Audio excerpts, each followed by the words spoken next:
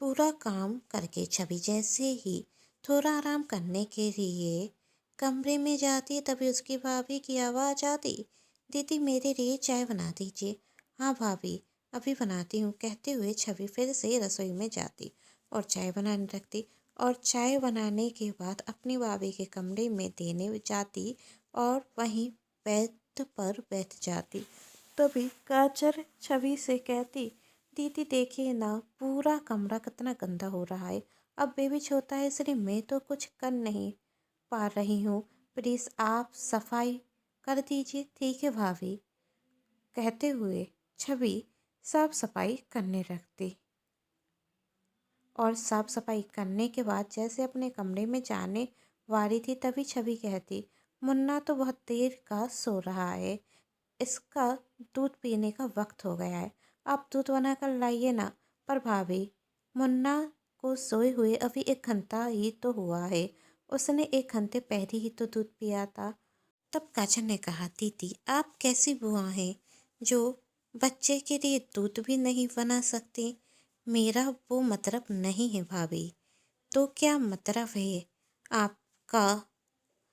आपके मतलब ना मैं बहुत अच्छे से समझती हूँ। तभी राहुल भी आज जल्दी घर आ जाता और दोनों को देखते हुए कहता, क्या हो रहा है तुम दोनों, क्यों झगड़ा कर रही हो? अरे भैया कोई झगड़ा नहीं हो रहा है, वो तो बस। तभी काजल बीच में छवि को रोकते हुए कहती, क्या वो तो बस, साफ साफ कहिए ना कि आप अपने भतीजे के लिए दूध भी नहीं बना सकती। राहुल अब तुम ही बताओ, मैं क्या कुछ गलत कह रही हूँ? छवि क्या बचपना है ये, जाओ जाकर दूध बना कर लाओ और हाँ मेरे लिए खाना भी गरम कर देना। कहते हुए राहुल हाथ मुंह धोने चला जाता। तभी काजल मन में सोचती, बहुत शौक था ना ननद जी आपको हमारे घर आने का, तो देखिए किस तरह मैं आपको परेशान करती हूँ। आराम करना तो छोड़िए, आपको चैन से बैठने भी नहीं दूंगी। छवि दूध बनाकर बोतल में लाती। तभी काजल कहती, क्या है ये दीदी, क्या आप मेरे बेटे को बीमार करना चाहती हैं? क्या मतलब? छवि ने कहा, कितनी बार आपसे कहा है, जब भी मुन्ने के लिए दूध बनाए तो बोतल धो दिया कीजिए। पर नहीं, पर नहीं, आपको तो हर काम करने में आलस आता है। अब जाइए बोतल धोकर लाइए। पर भाभी मैंने बोतल गर्म पानी से धोई है और जब भी मैं मुन्ने के लिए दूध बनाती हूँ तो बोतल गर्म पानी से धोती हूँ। अच्छा, यदि बोतल धोई है तो साफ क्यों नहीं है? दीदी मैं अपने बेटे की सेहत के साथ कोई खिलवाड़ नहीं कर सकती, तो प्लीज़ बोतल अच्छे से साफ कर कर दूसरा दूध बनाकर लाइए। दूध बोतल से गिराते हुए कहा, और हाँ मुझे भी भूख लगती है, तो आपके भैया का खाना हो जाए तो मेरे लिए भी खाना गरम कर दीजिए। जी भाभी, कहते हुए छवि चली जाती और फिर से मुन्ना के लिए दूध बनाती और अपने भाई को खाना सर्व करने के बाद अपनी भाभी के लिए भी खाना लगाती। तब काजल छवि से कहती, जब तक मैं खाना खाती हूँ तब तक तुम मुन्ना को देखो। काजल खाना खाने के बाद छवि से कहती, बाथरूम में मुन्ना के कपड़े हैं, उन्हें अच्छे से धोकर सूखने डाल दो। भाभी आज मैं बहुत थक गई हूँ, कपड़े कर धो देती हूँ, मुन्ना के पास तो वैसे भी बहुत कपड़े हैं। तुम्हें समझ में नहीं आता मैंने क्या कहा? काजल ने कठोर शब्दों में कहा, कपड़े धो दो।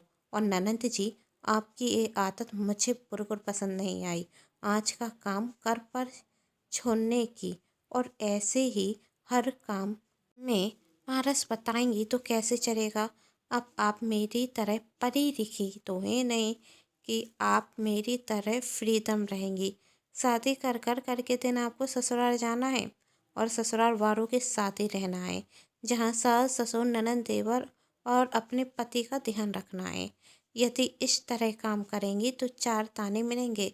तो जाइए पहले कपड़े धोइए और हाँ, कपड़े धोकर कमरे में सोने नहीं चले जाना। अभी बहुत काम बाकी है। घर में जगह जगह मुकर जारे रखे हैं। अब यह मत कहना मैंने 2 दिन पहले छुताए थे। फालतू के बहाने ना मेरे पास नहीं चलेंगे और काम जल्दी जल्दी कीजिए और जब पूरा काम कर लोगी तभी खाना खाने के लिए बैठना। पता चले पूरा आधे से ज़्यादा समय खाना खाने में बर्बाद कर दो और कोई काम ही ना हो पाए। छवि मुन्ना के कपड़े धोने के लिए चली जाती। छवि गांव से शहर अपनी भाभी की मदद करने के लिए आई थी। वैसे तो छवि की भाभी उसे बिल्कुल भी पसंद नहीं करती थी, पर मुन्ना होने के बाद जब छवि ने आने के लिए कहा तो काजल भी यह सोचकर बुरा रहती इस गवार से अच्छी मुफ्त की नौकरानी कहाँ मिलेगी। और यहाँ आने के बाद धीरे धीरे काजल ने छवि पर अपनी हुकूमत चलाना शुरू कर दी और अब उसकी हालत घर के नौकर से भी बदतर हो गई थी। आए दिन काजल से मिलने कोई ना कोई आता तो उनकी आवभगत भी छवि को करनी पड़ती और उनके सामने काजल छवि की बेइज्जती करने से नहीं डरती। अब छवि के बर्दाश्त से बाहर हो रहा था, पर वह क्या करती।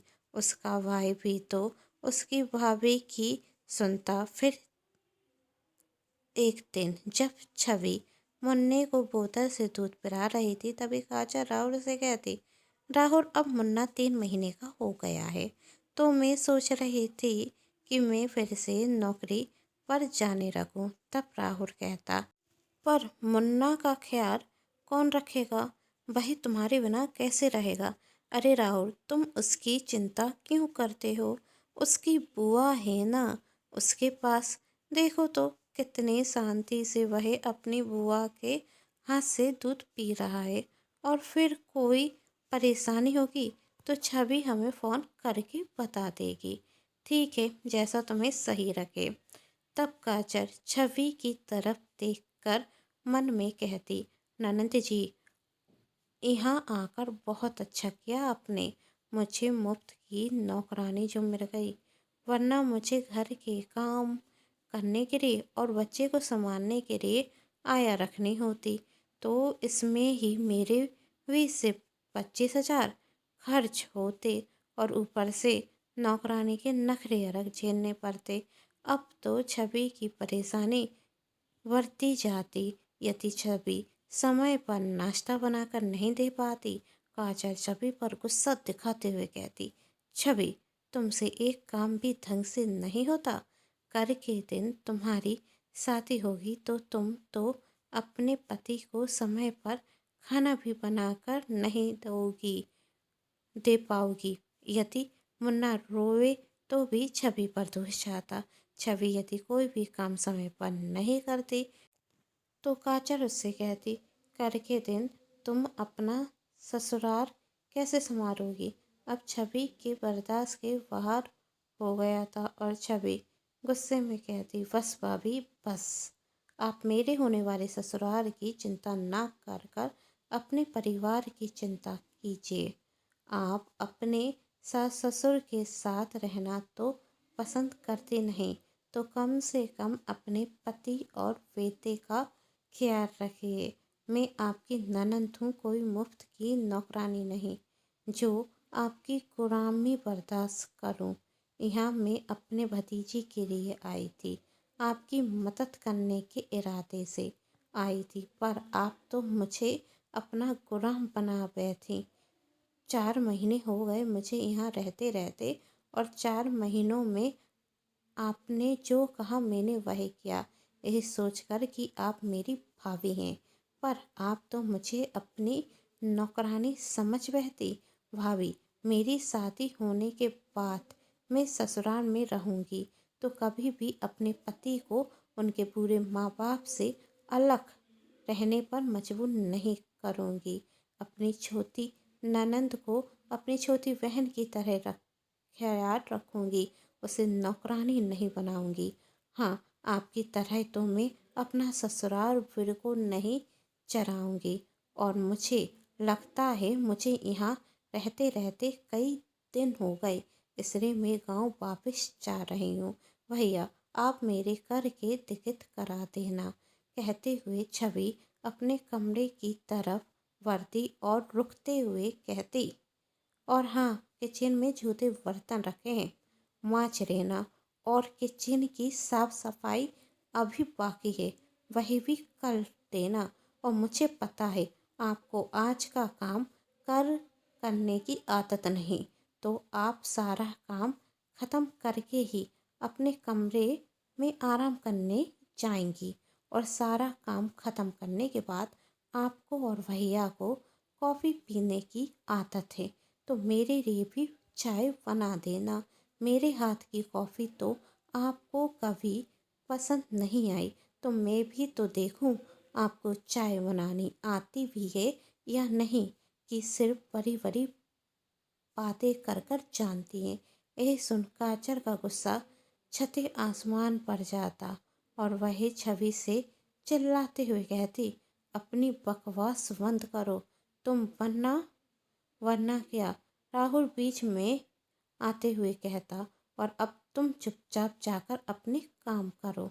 तब काचर कहती, राहुल, होश में तो हो, तुम मुझसे कैसी बात कर रहे हो।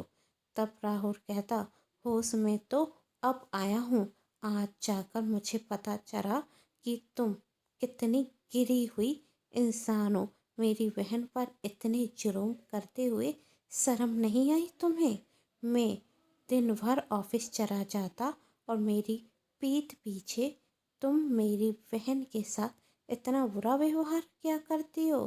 क्या बहुत घमंड है ना अपने पढ़े लिखे होने पर। तुम मेरी बात ध्यान से सुन लो। मैंने तुम्हारी नौकरी पर जाने की बात पर सहमति इसलिए जताई थी क्योंकि उस वक्त हमारे बेटे के पास उसकी बुआ थी, और जब छवि कर गांव चली जाएगी तो तुम नौकरी पर नहीं जाओगी, क्योंकि उस वक्त हमारे बेटे के पास कोई होना चाहिए उसका ध्यान रखने के लिए। अगर मैंने तुम्हारी बात नहीं मानी तो, काचन ने इतराते हुए कहा। तब राहुल कहता, यदि तुमने मेरी बात नहीं मानी तो मैं अपनी नौकरी छोड़कर घर बैठ जाऊंगा। उसके बाद तुम सोच लेना, क्या 20-25 हज़ार की नौकरी से तुम घर के खर्च और अपनी ज़रूरतें पूरी कर लोगी। अब काचर के पास कोई जवाब नहीं था। दूसरे दिन छवि अपने गांव चली जाती और काचर अपनी नौकरी छोड़ घर पर रहने लगी, और अब उसे अकेले घर के सारे काम करने पड़ रहे थे, जो उसे बिल्कुल पसंद नहीं था। दोस्तों, आप सभी को ये कहानी कैसी लगी नीचे कमेंट बॉक्स में जरूर बताइएगा। अपनी राय बताना बिल्कुल ना भूलें। कहानी पसंद आने पर चैनल को सब्सक्राइब, वीडियो को लाइक एंड शेयर जरूर कीजिएगा। Thanks for watching.